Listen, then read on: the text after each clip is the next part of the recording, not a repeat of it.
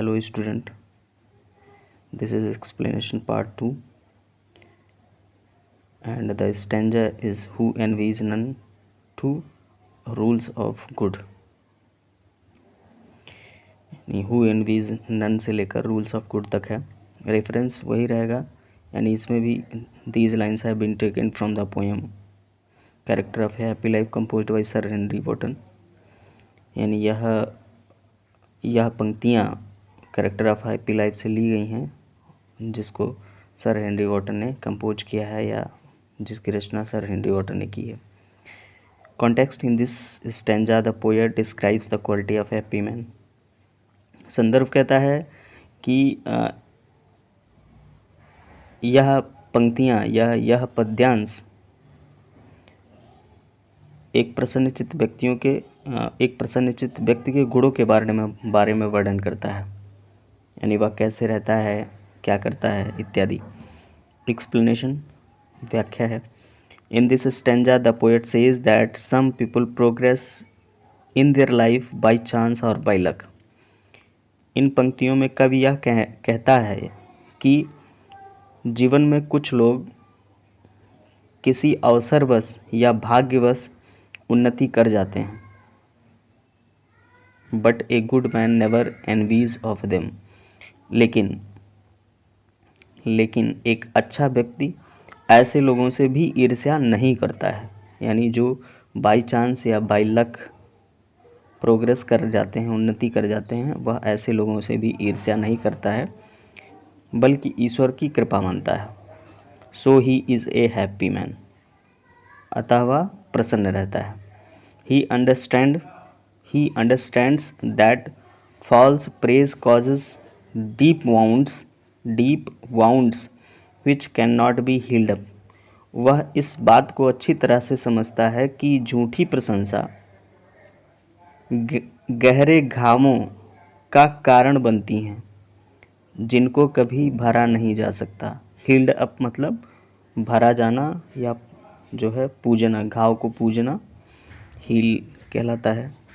So a man who is careful of his praise is always happy. अतः एक व्यक्ति जो अपनी प्रशंसा से सावधान रहता है, यानी प्रशंसा को सुनकर सावधान रहता है, वह हमेशा खुश होता है।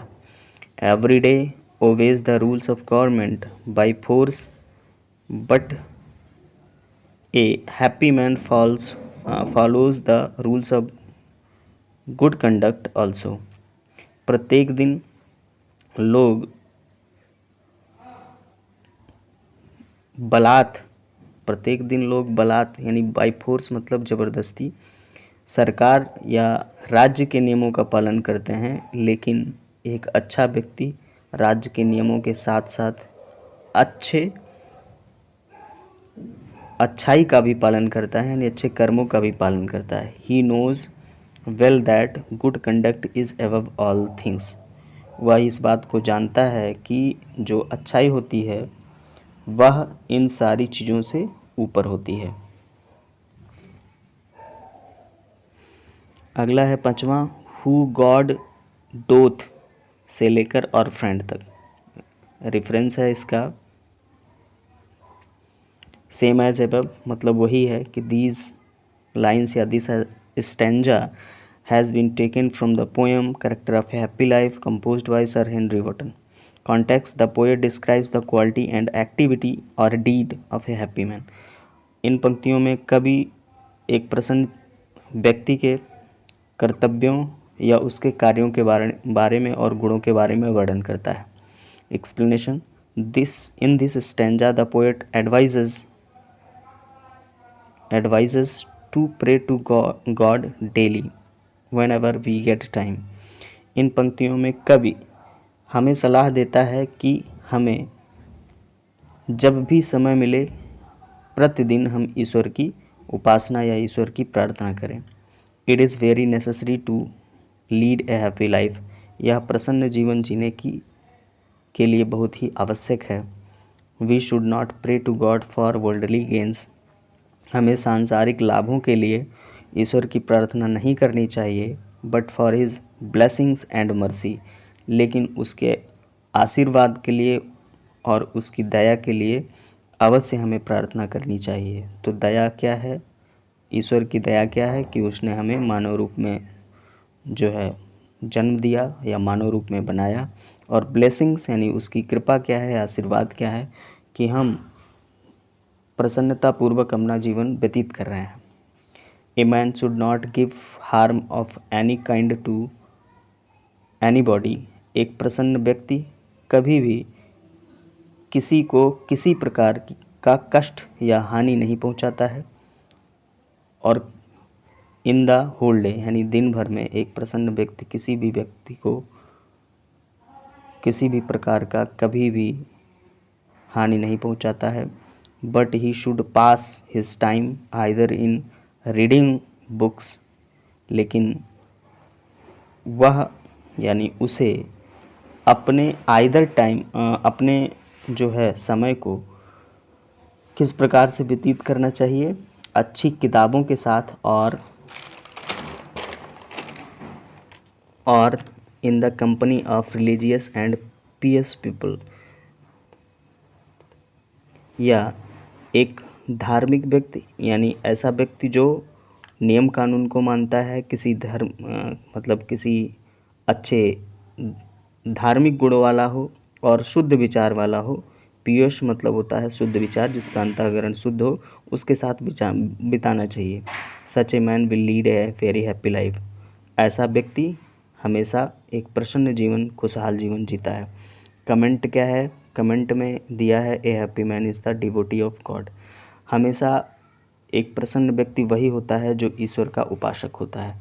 यानी जो ईश्वर का उपासक होगा वह अवश्य खुश होगा, यह निश्चित है। अगला है छठा और यही लास्ट है। दिस मैन इज से लेकर ही हैथ ऑल तक रेफरेंस वही रहेगा कि this stanza has been taken from the poem character of a happy life composed by sir Henry Wotton. Context संदर्भ देखिए।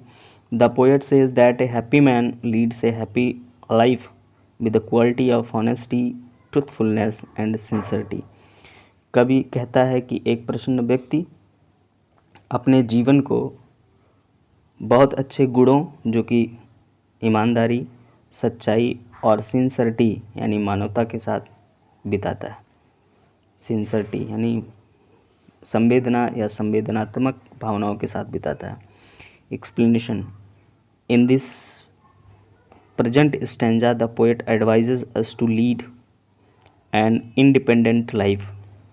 इन पंक्तियों में कवि हमें एक स्वतंत्र जीवन जीने की सलाह देता है। एक स्वतंत्र जीवन जीने की सलाह देता है। ए man should not depend upon others. एक व्यक्ति को कभी भी किसी पर निर्भर नहीं होना चाहिए। He should be free from all hopes and fears. उसे हमेशा हर प्रकार के डर और आशाओं से मुक्त होना चाहिए। He should not be overjoyed in his achievements and should not be disconsolate in failures. उसे कभी भी अपनी प्राप्तियों में यानी अपने अचीवमेंट्स में, जिसको वो प्राप्त करता है, जिसको अचीव करता है, उसे बहुत ही खुश नहीं होना चाहिए और ना ही अपनी असफलताओं में उसे निराश होना चाहिए। डिसकंसोलेट मतलब होता है निराश होना, disconsolate. Although he may not have worldly riches. यहाँ रिचेस से मतलब है परिसंपत्तियाँ या संपत्ति। यद्यपि उस व्यक्ति के पास सांसारिक या भौतिक संपत्ति नहीं होती है, yet he is the master of himself, फिर भी वह स्वयं का मालिक होता है। thus इंडिपेंडेंस, इस प्रकार से स्वतंत्रता, सेल्फ रिस्पेक्ट, आत्मसम्मान एंड कंटेंटमेंट और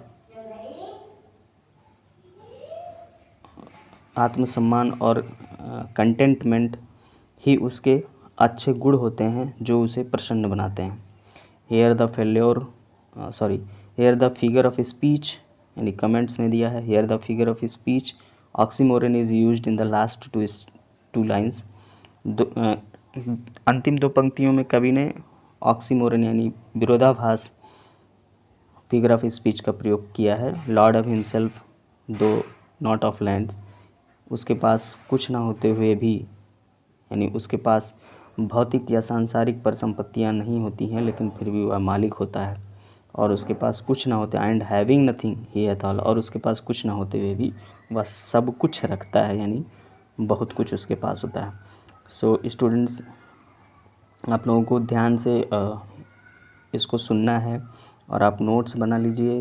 ये आपकी परीक्षा में बहुत हेल्प करेगा। अगर आप 2-3 बार इसको सुन लेते हैं, पढ़ लेते हैं, तो आप अवश्य ही लिख पाएंगे। ओके, धन्यवाद।